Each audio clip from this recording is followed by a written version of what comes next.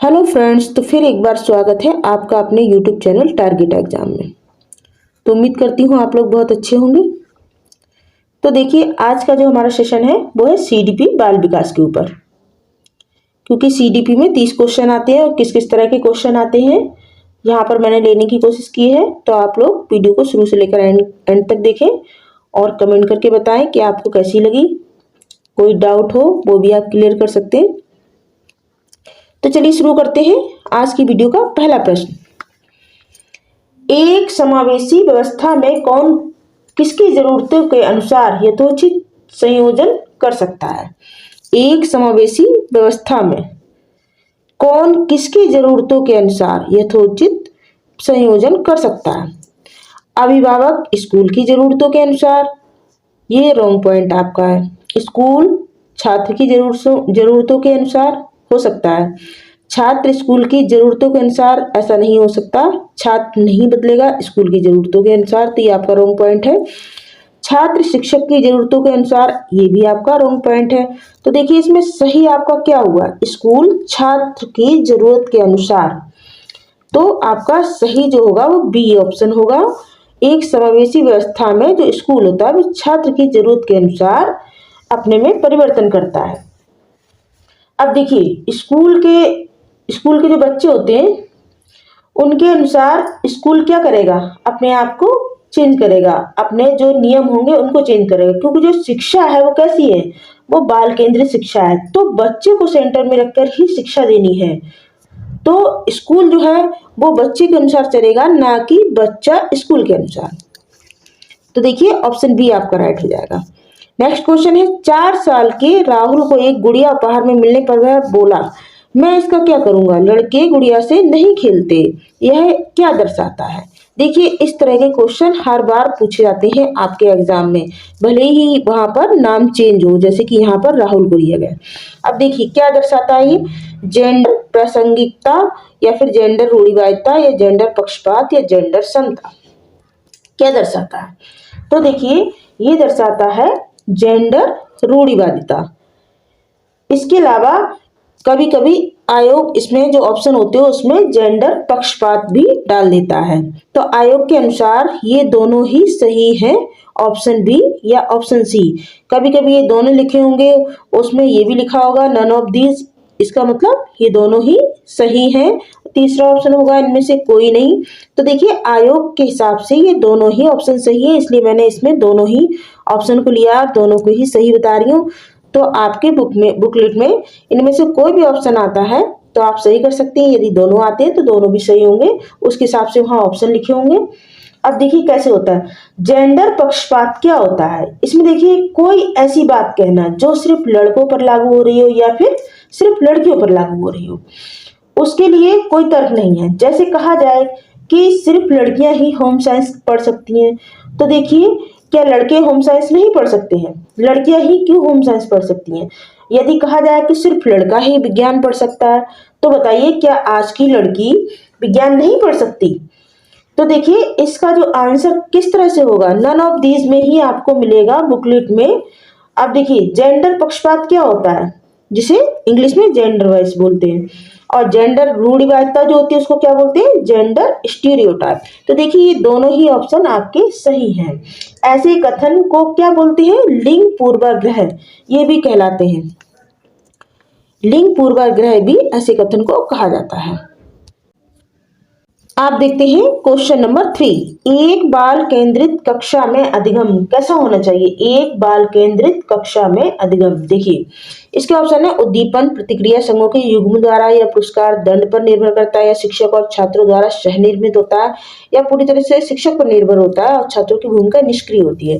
देखिए जहां भी निष्क्रिय वाले पॉइंट हो वो आप कट कर दें, रॉन्ग पॉइंट होते हैं। क्योंकि बच्चों को कैसा दिखाना, सक्रिय दिखाना है, एक्टिव दिखाना है। पुरस्कार एवं दंड पर निर्भर, ये भी आपका रॉन्ग पॉइंट है। उद्दीपन प्रतिक्रिया सिद्धांत, ये भी इसमें नहीं हो सकता। अब देखिए जो एक बाल केंद्रित शिक्षा है, यानी आपको बच्चे को सेंटर में रखकर शिक्षा देनी है, तो वहां पर देखिए शिक्षक और छात्रों द्वारा सह निर्मित हो सकती है शिक्षा। अब देखिए किस तरह से हो सकती है, देखिए ये सिद्धांत किस पर लागू होता है, ये होता है एसआर बॉन्ड। एसआर बॉन्ड पर। और ये किसने दिया था? तो व्यवहारवादियों ने दिया था, जैसे स्किनर है, पावलोव है, गुथरी है या फिर थॉर्नडाइक। वैसे ये एसआर सिद्धांत जो है, एसआर बॉन्ड जो है किसने दिया? थॉर्नडाइक ने दिया है। अब देखिए ये कैसे लागू होता है कि जैसे बाल केंद्रित शिक्षा है, इसमें क्या है, गुरु और शिक्षक मिलकर कार्य करेंगे। तो जो एसआर थ्योरी है वो किसने दी है? वो दी है थॉर्नडाइक ने। तो यहाँ पर ऑप्शन आपका जो सी है, शिक्षक और छात्र द्वारा सह निर्मित है। एक बाल केंद्रित शिक्षा शिक्षक और छात्रों द्वारा सह निर्मित है। ये इसका राइट आंसर हो जाएगा ऑप्शन सी। आप देखते हैं क्वेश्चन नंबर 4। लेव वाइगोत्स्की के विचार में भाषा क्या है? संज्ञानात्मक भाषा स्वतंत्र है, संज्ञानात्मक विकास भाषा के विकास को निर्देशित करता है, या भाषा संज्ञानात्मक विकास को सुगम बनाती है, या संज्ञानात्मक विकास भाषा के विकास से संबंधित नहीं है। बताइए क्या है? लेव वाइगोत्स्की के विचार में भाषा देखिए संज्ञानात्मक विकास को सुगम बनाती है। ऑप्शन सी आपका राइट हो जाएगा। देखिए संज्ञानात्मक विकास, संज्ञानात्मक सिद्धांत किसने दिया था? जीन पियाजे ने दिया था। अब जीन पियाजे का विचार क्या था? जीन पियाजे ने विचार को पहले रखा था और भाषा को बाद में रखा था, और वाइगोत्स्की जो है वो भाषा को पहले रखते हैं और विचार को बाद में रखते हैं। अब देखिए जो संज्ञानात्मक विचार होता है वो क्या करता है? वो व्यक्ति की भाषा को निर्धारित करता है। यदि आप कहीं दुकान पर जाते हैं और जब तक आप किसी भाषा का यूज करके दुकान वाले से सामान नहीं मांगेंगे तो उसको सपने नहीं आ रहे हैं कि वो आपको सामान यूं ही दे देगा, ऐसे ही दे देगा, बिना आपके विचार को जाने, आपकी भाषा को सुने। तो वाइगोत्स्की ने क्या कहा है कि भाषा जो है वो हमारे विचारों को नियंत्रित करती है। वाइगोत्स्की भाषा को पहले मानते हैं और जो पियाजे हैं वो विचार को पहले मानते हैं। आप देखते हैं नेक्स्ट क्वेश्चन। निम्नलिखित में से कौन सी शैली एक प्रभावशाली विद्यालय में प्रयोग में लाई जानी चाहिए? कौन सी शैली लाई जानी चाहिए? इनाम व सजा का प्रयोग, प्रतिस्पर्धात्मक कक्षा, या तुलनात्मक मूल्यांकन, या सहयोगात्मक अधिगम। बताइए कौन सी एक प्रभावशाली शैली? देखिए इनाम व सजा का प्रयोग नहीं हो सकता, प्रतिस्पर्धात्मक ये भी नहीं हो सकती, तुलनात्मक मूल्यांकन ये भी नहीं हो सकता, ये सभी आपके रॉन्ग पॉइंट हैं। लेकिन सहयोगात्मक अधिगम ये हो सकता है। ऑप्शन डी आपका राइट हो जाएगा। अब देखिए कैसे, देखिए हमें बच्चों को इनाम के लालच में नहीं पढ़ाना है, उनके बीच में प्रतिस्पर्धात्मक या गला काट प्रतियोगिता भी नहीं करानी है कि बच्चे आपस में लड़ जाएं, उनमें हीन भावना आ जाए कि इसके नंबर ज़्यादा आ रहे हैं, मेरे नंबर कम आ रहे हैं, या मैं इससे कम नहीं हूँ। तो इस तरह की प्रतियोगिताएं जो है करवाना अच्छी बात नहीं है। तो बच्चों की आपस में तुलना भी नहीं करनी है। तो देखिए 3 ऑप्शन जो आपके वो कट हो गए और चौथा ऑप्शन रह जाता है सहयोगात्मक अधिगम। तो हमें बच्चों को कैसे लेकर चलना है? सहयोगात्मक अधिगम को लेकर चलना है।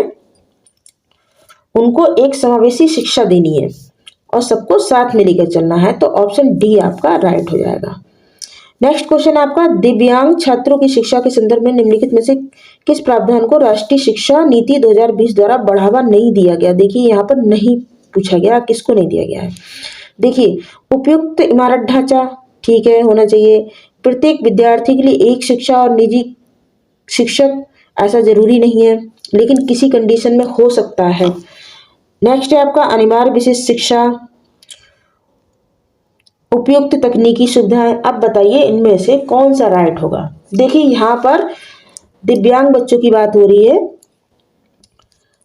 तो यहाँ पर आपका राइट ऑप्शन हो जाएगा अनिवार्य विशेष शिक्षा। इसको बढ़ावा नहीं दिया जा सकता किसके? उसमें दिव्यांग छात्रों की शिक्षा के संदर्भ में। दिव्यांग छात्रों की शिक्षा के संदर्भ में अनिवार्य और विशेष शिक्षा को बढ़ावा नहीं दिया जा सकता। इनको भी हमें सामान्य बच्चों की तरह लेकर चलना है और सामान्य बच्चों के साथ ही इनको भी शिक्षा देनी है। अब देखिए हो सकता है आप लोग को लग रहा हो कि प्रत्येक विद्यार्थी के लिए एक शिक्षक या निजी शिक्षा और निजी शिक्षक होना चाहिए। तो ये देखिए ये किस कंडीशन में होता है। एनईपी 2020 में कहा गया कि जो बच्चे गंभीर रूप से दिव्यांग होते हैं, जो चल फिर नहीं सकते या एक जगह से दूसरी जगह नहीं जा सकते हैं, तो उनके लिए होम स्कूलिंग की व्यवस्था की गई है। और जब उनको घर की शिक्षा दी जा रही है तो जाहिर सी बात है वहां पर 1 टीचर और 1 स्टूडेंट ही होगा। तो ये किसी कंडीशन में ये लागू हो सकती है, लेकिन हर समय नहीं। किसी बच्चे के लिए, दिव्यांग बच्चे के लिए अनिवार्य और विशेष शिक्षा ये जरूरी नहीं है, उन्हें हमें सामान्य बच्चों की तरह ही लेकर चलना है। तो ऑप्शन सी आपका राइट हो जाएगा। आप देखते हैं नेक्स्ट क्वेश्चन। निम्न में से कौन सी प्रगतिशील शिक्षा की विशेषता नहीं है? यहाँ पर भी आपको ध्यान देना है, नहीं में पूछा गया कौन सी विशेषता नहीं है। देखिए, सतत एवं व्यापक मूल्यांकन पर बल देना, ठीक है। रट कर याद करने पर बल देना, ये आपका रॉन्ग पॉइंट है। सहयोगी शिक्षण पर बल देना, ये भी ठीक है। जीवन पर्यंत चलने वाली शिक्षा बल देना, ये भी सही है। लेकिन आपको एक निगेटिव पॉइंट बताना कि कौन सी आज की प्रगतिशील शिक्षा की विशेषता नहीं है, तो वो देखिए हो जाएगा रट कर याद करना। रट कर याद करना प्रगतिशील शिक्षा की विशेषता नहीं है। तो ऑप्शन बी आपका राइट हो जाएगा। ऑप्शन बी आपका राइट हो जाएगा। बाकी जो तीनों हैं वो प्रगतिशील शिक्षा की विशेषता है, लेकिन रट कर याद करना, दोहराना, पुनरावृत्ति करना, ये सब विशेषता में नहीं आते हैं। नेक्स्ट क्वेश्चन है, जीन पियाजे के अनुसार शिक्षक के सबसे महत्वपूर्ण गुण क्या होने चाहिए? आप एक शिक्षक बनोगे तो आप किस तरह से बच्चों को डील करोगे? तो बताइए, जीन पियाजे के अनुसार शिक्षक के सबसे महत्वपूर्ण गुण क्या होने चाहिए? अनम्रता और निरंकुशता, ये गलत पॉइंट है। अधिकारिता और कठोर होना, कठोरता, ये भी गलत पॉइंट है। प्रभुत्व और निर्देश, ये भी गलत पॉइंट है। लेकिन लचीलापन और गतिशीलता, ये एक टीचर में होना चाहिए। देखिए, शिक्षक में क्या क्या होना चाहिए? शिक्षक में समय के साथ बदलने की क्षमता, ये सबसे बड़ा उसका गुण है। जो हम 10 साल पहले शिक्षा प्राप्त कर रहे थे, क्या आज की शिक्षा में बदलाव नहीं आया है? तो जब बदलाव आया है तो शिक्षक में भी बदलाव आना चाहिए, उसके पढ़ाने के तरीके में भी बदलाव आना चाहिए। देखिए, जीन पियाजे जनक किसके हैं? विकासात्मक मनोविज्ञान के। और यदि आपसे पूछा जाए कि विकासात्मक जो मनोविज्ञान है, इसका अर्थ क्या होता है? जो हर पल बदल रहा हो, इसका अर्थ होता है जो हर पल बदल रहा हो। अब देखिए, एक शिक्षक में होना चाहिए, क्या होना चाहिए? समय के साथ फ्लेक्सिबिलिटी, अर्थात प्रत्येक शिक्षक को किसी भी परिवेश में ढल जाने का लचीलापन होना चाहिए। वह किसी भी परिवेश में अपने आप को ढाल सके, और प्रत्येक जो शिक्षक होता है वो वक्त के साथ बदल जाना चाहिए, ये उसमें सबसे बड़ा गुण है। अब देखते हैं क्वेश्चन नंबर 9, निम्न में से कौन सा चिंतन की प्रक्रिया में सबसे कम महत्वपूर्ण है? सबसे कम पूछा जा रहा है, सबसे कम महत्वपूर्ण है। देखिए, समस्या, तर्क, सामान्यीकरण या फिर स्मृति, सबसे कम महत्वपूर्ण इनमें से क्या हो सकता है? तो वो है आपका स्मृति, यानी याद।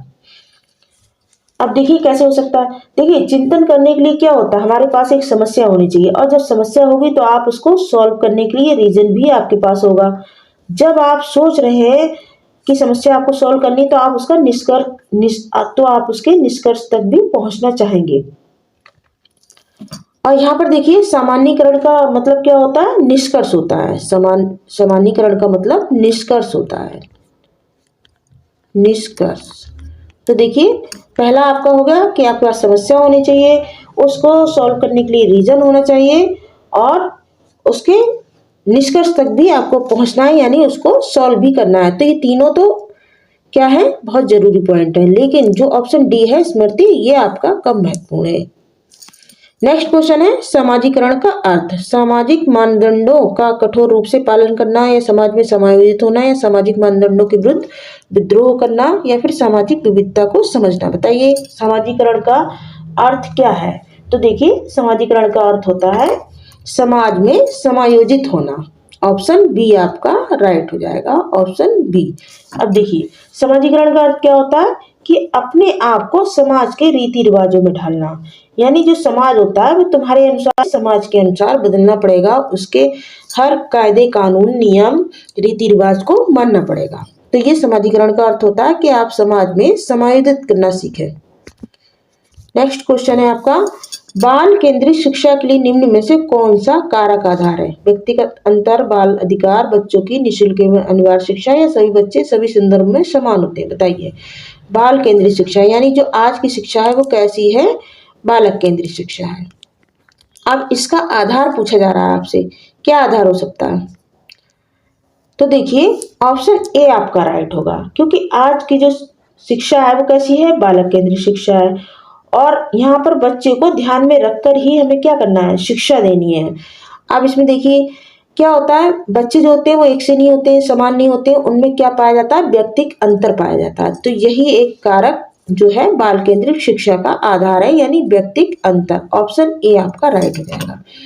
नेक्स्ट क्वेश्चन है, जब एक शिक्षक एक बच्चे को व्याख्यान देने के लिए अलग अलग इशारे देकर सही उत्तर की तरफ ले आती तो ये क्या कहलाता है। इस तरह के क्वेश्चन भी बहुत अधिक एग्जाम में पूछे जाते हैं, स्टार मार्क कर ले।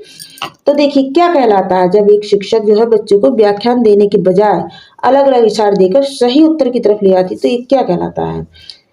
तो देखिए पाढ़, प्रत्यक्ष निर्देश, अनुकूलन या पुनर्वलन, क्या कहलाता है ये कहलाता है पाढ़, यानी टेम्परेरी हेल्प, कुछ टाइम के लिए किसी को मदद देना।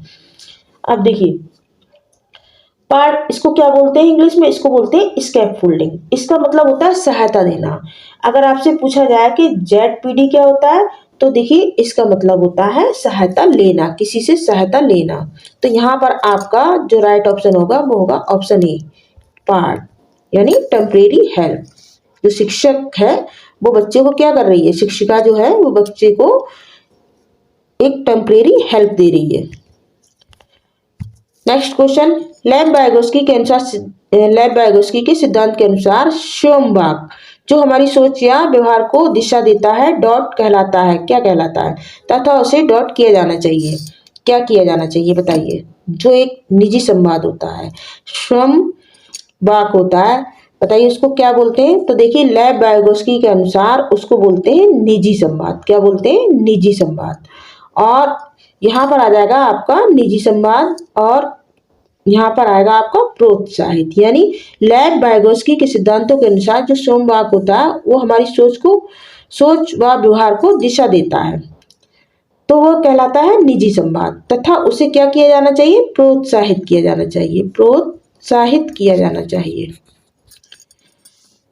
ये देखिए यहाँ पर दो जगह प्रोत्साहित लिखा हुआ है। अब देखिए दूसरे क्या मतलब है, आत्म केंद्रित संवाद प्रोत्साहित। बताइए देखिए निजी जो संवाद है ये किसने दिया है, ये दिया है वाइगोत्स्की ने। देखिए ऊपर लिखा भी है वाइगोत्स्की का है। लेकिन जो आत्म केंद्रित संवाद है तो वो होता है किसका, वो जीन प्याजे ने दिया है। तो ये आपको ध्यान रखना है, आपके जो सीटेट का एग्जाम है उसमें किसी के भी बारे में पूछा जा सकता है, जीन प्याजे के बारे में पूछा जा सकता है और लेव वाइगोत्स्की के बारे में। तो लेव वाइगोत्स्की ने जो दिया है सिद्धांत वो है निजी संवाद जिसे प्रोत्साहित किया जाना चाहिए, और जीन प्याजे का है आत्म केंद्रित संवाद। अब देखिए जो नीचे के हैं ये C और D, इसमें देखिए हतोत्साहित लिखा हुआ, तो ये आपके रॉन्ग पॉइंट है। इसका जो सही जवाब होगा ऑप्शन ए हो जाएगा। नेक्स्ट क्वेश्चन है, अनुभवात्मक अधिगम किस पर जोर डालता है। अनुभवात्मक अधिगम किस पर जोर डालता है, सीखने में पुनर्बलन की भूमिका, या करके सीखने की महत्ता, या सीखना एक प्रक्रिया नहीं है पितृ एक उत्पाद है, वेदन और यांत्रिक अभ्यास। बताइए जो अनुभवात्मक अधिगम होता है वो किस पर जोर डालता है। तो देखिए ये करके सीखने पर जोर डालता है, यानी करके सीखने की महत्ता पर जोर डालता है। जो हमारी नई शिक्षा नीति है ये भी क्या सिखाती है, ये भी सीखने पर बल देती है कि बच्चे को करके सीखने पर बल देती है कि बच्चा करके सीखे। अब देखते हैं नेक्स्ट क्वेश्चन, एक माध्यमिक कक्षा की शिक्षक के नाते आप अपने विद्यार्थियों में आंतरिक अभिप्रेरणा को कैसे बढ़ावा देंगी। बताइए आप एक माध्यमिक कक्षा की शिक्षक हैं, बताइए कैसे बढ़ावा देंगी। तो देखिए इसके ऑप्शन देख लेते हैं, प्रतिस्पर्धा को बढ़ावा देकर, ये आपका रॉन्ग पॉइंट हो गया। अब अवांछनीय व्यवहार को दंडित करके, देखिए ना प्रतिस्पर्धा करानी है क्लास में, ना ही बच्चे को किसी भी व्यवहार के लिए दंडित करना है। भौतिकवादी पुरस्कार देकर, देखिए पुरस्कार देकर भी बच्चों को नहीं पढ़ाना, ये भी आपका रॉन्ग पॉइंट हो गया। अब आपका एक बचता है कि सीखने में आनंद की अनुभूति को बढ़ावा दिया जाए। सीखने में क्या किया जाए, आनंद की अनुभूति को बढ़ावा दिया जाए। तो ऑप्शन सी आपका राइट हो जाएगा। अब देखिए हमें शिक्षा किस प्रकार देनी है, बच्चे को ऐसी शिक्षा देनी है जिस शिक्षा में थोड़ी सी रचनात्मकता हो। आप शिक्षा में आप कैसे रचनात्मकता पैदा करेंगी कि बच्चा बोर ना हो, वो अपने इंटरेस्ट से आपकी बातों को सुने, तो क्या होगा, सीखने में आनंद की अनुभूति को आप बढ़ावा दे पाएंगी। तो ऑप्शन सी आप हो जाएगा। नेक्स्ट क्वेश्चन है, व्यक्तिगत शिक्षार्थी एक दूसरे से किसमें भिन्न होते हैं, विकास की दर में, विकास क्रम में, विकास की सामान्य क्षमता में, या वृद्धि एवं विकास के सिद्धांत में। बताइए व्यक्तिगत शिक्षार्थी होते हैं वो एक दूसरे से किसमें भिन्न होते हैं। देखिए इसका राइट आंसर जो आपका होगा, राइट आंसर वो होगा विकास की दर में। बच्चे विकास की दर में भिन्न होते हैं। किसी बच्चे का विकास दर कम होता है तो किसी का ज्यादा होता है। कोई ज्यादा लंबा होगा, कोई छोटा होगा, कोई मोटा होगा, कोई पतला होगा। तो देखिए जो विकास होता है वो कैसा होता है, वो गुणात्मक होता है। तो यहाँ पर आपका क्या आ जाएगा, जो भिन्न है वो है विकास की दर में। ऑप्शन ए आपका राइट हो जाएगा। अब देखते हैं नेक्स्ट क्वेश्चन। सामान्यतः बालक ध्वनि को सुनकर प्रतिक्रिया देना प्रारंभ कर देता कब करता है? 6 से 7 माह में, 8 से 10 माह में, 2 से 3 माह में या 4 माह में? बताइए कब करता है सामान्यतः बालक? तो ये देखिए कर देता है 6 से 7 माह में। जो 6 से 7 माह का बच्चा होगा, यानी ऑप्शन सी, जो बच्चा 6 से 7 माह का होगा वो आपकी प्रतिक्रिया देना स्टार्ट कर देगा। जैसे मान लिया एक छोटा बच्चा है, आपने उसको प्यार से देखा या कुछ भी बोला तो वो क्या करेगा, वो अपनी प्रतिक्रिया किस तरह से देगा, वो हंसकर मुस्कुराकर ही प्रतिक्रिया देगा। वह आपको हाय हेलो बोलकर तो प्रतिक्रिया नहीं देगा। तो देखिए उस समय बच्चे की क्या होती है उम्र, उस समय वह 6 से 7 माह का होता है, 6 से 7 माह का। नेक्स्ट क्वेश्चन है, मैकडूगल के अनुसार मूल प्रवृत्ति जिज्ञासा का संबंध कौन से संकेत से है?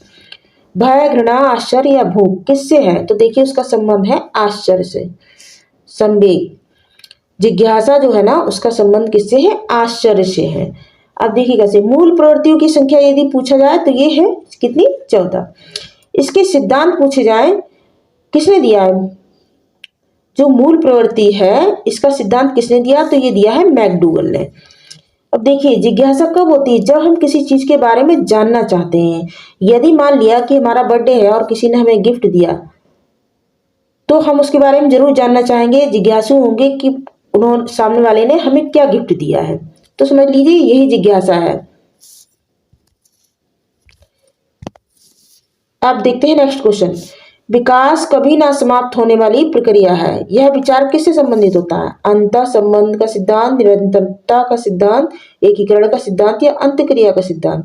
विकास कभी नहीं समाप्त होता है, ये जीवन पर्यंत चलता है। तो ये किसका सिद्धांत हुआ? ये हुआ निरंतरता का सिद्धांत। अब देखते हैं नेक्स्ट क्वेश्चन। निम्नलिखित में से कौन सा कथन सत्य नहीं है? यहाँ पर आपको नहीं पर फोकस करना है। विकास एक जैविक प्रक्रिया है, विकास एक मात्रात्मक प्रक्रिया है, विकास एक लक्ष्य उन्मुख प्रक्रिया है या फिर सीखना व्यवहार परिवर्तन की एक प्रक्रिया है? बताइए इसमें आपका रॉन्ग पॉइंट कौन सा होगा, कौन सा ऐसा पॉइंट है जो सत्य नहीं है, ये आपको बताना है। तो देखिए ये है ऑप्शन बी, विकास एक मात्रात्मक प्रक्रिया है। बताइए क्या विकास एक मात्रात्मक प्रक्रिया है? नहीं है। विकास कैसा है? गुणात्मक है। कैसा है? गुणात्मक। तो ऑप्शन आपका जो गलत है वो क्या है? वो यही है कि विकास एक मात्रात्मक प्रक्रिया। ऑप्शन बी आपका राइट हो जाएगा। अब देखते हैं क्वेश्चन नंबर 21। निःशक्त बालकों की शिक्षा के लिए प्रावधान किया जा सकता है। जो निःशक्त बालक होते हैं उनके लिए क्या प्रावधान किया जा सकता है? समावेशित शिक्षा द्वारा, समाकलन द्वारा या मुख्य धारा में डालकर या उपयुक्त में से कोई नहीं? बताइए निःशक्त बालकों के लिए क्या प्रावधान दिया जा सकता है? तो देखिए वो होगा समावेशित शिक्षा द्वारा। ऑप्शन ए आपका राइट हो जाएगा, जिसमें बिना भेदभाव की शिक्षा देनी है। समावेशी शिक्षा में सभी तरह के बच्चे होते हैं जिनको हमें एक साथ लेकर चलना है, चाहे वह भाषा के आधार पर अलग हो, संस्कृति के आधार पर अलग हो, जातिगत भिन्नताओं के आधार पर अलग हो, लेकिन हमें उन्हें क्या करना? समावेशी शिक्षा देनी है। तो ऑप्शन ए आपका राइट हो जाएगा। अब देखते हैं क्वेश्चन नंबर 22। बच्चे का पहला शिक्षक कौन होता है? शिक्षक, माता पिता, समाज या इनमें से कोई नहीं? तो देखिए बच्चे का जो पहला शिक्षक होता है वो उसके अपने माता पिता होते हैं। यदि पूछा जाए कि बच्चे का जो प्रथम गुरु होता है वो कौन होता है? तो देखिए प्रथम गुरु होता है माँ, बच्चे की माँ। यदि पूछा जाए कि प्रथम विद्यालय कौन सा होता है बच्चे का, तो वो होता है परिवार। क्या होता है? परिवार ही बच्चे का प्रथम विद्यालय होता है। प्रथम गुरु पूछा जाए तो वो होती है माँ, और बच्चे का पहला शिक्षक कौन हो गया? तो वो हो गया माता पिता। आप देखते हैं नेक्स्ट क्वेश्चन। विकास डॉट से डॉट की ओर बढ़ता है। बताइए विकास किस तरफ बढ़ता है? सामान्य से विशिष्ट की ओर, जटिल से कठिन की ओर, विशिष्ट से सामान्य की ओर या साधारण से आसान की ओर? बताइए विकास जो है ना किस तरफ बढ़ता है, कैसे बढ़ता है? तो देखिए विकास जो है सामान्य सामान्य से विशिष्ट की ओर बढ़ता है, सामान्य से विशिष्ट। तो ऑप्शन ए आपका राइट हो जाएगा, विकास सामान्य से विशिष्ट की ओर बढ़ता है। अब देखिए विकास क्या है, विकास एक अनवरत चलने वाली प्रक्रिया है। व्यक्ति की शारीरिक जो वृद्धि होती है वो प्राप्त करने के बाद भी विकास की जो प्रक्रिया होती है वो निरंतर चलती रहती है कि वृद्धि एक समय पर जाकर रुक जाती है, मगर जो विकास होता है वो हमेशा चलता रहता है। नेक्स्ट क्वेश्चन है, अपने आप को प्रेम करने की प्रवृत्ति को क्या कहेंगे आप? आत्मकेंद्रित प्रवृत्ति, अहंकारी प्रवृत्ति, या नार्सिसिज्म प्रवृत्ति, या हिप्नोटिज्म प्रवृत्ति? बताइए। देखिए अपने आप को प्रेम करने की प्रवृत्ति कहलाती है नार्सिसिज्म प्रवृत्ति। ऑप्शन सी आपका राइट हो जाएगा।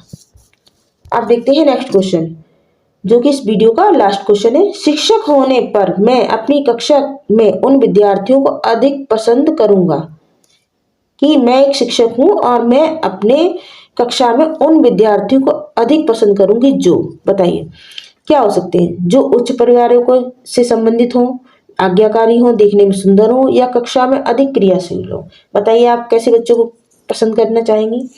तो देखिए इसमें आएगा आपका राइट ऑप्शन, जो कक्षा में अधिक क्रियाशील हो। देखिए हम ऐसे बच्चों को पसंद नहीं कर सकते जो उच्च परिवारों से हो, ये आपका रॉन्ग पॉइंट है। आज्ञाकारी हो, ये भी रॉन्ग पॉइंट है। देखने में सुंदर हो, ये भी रॉन्ग पॉइंट है।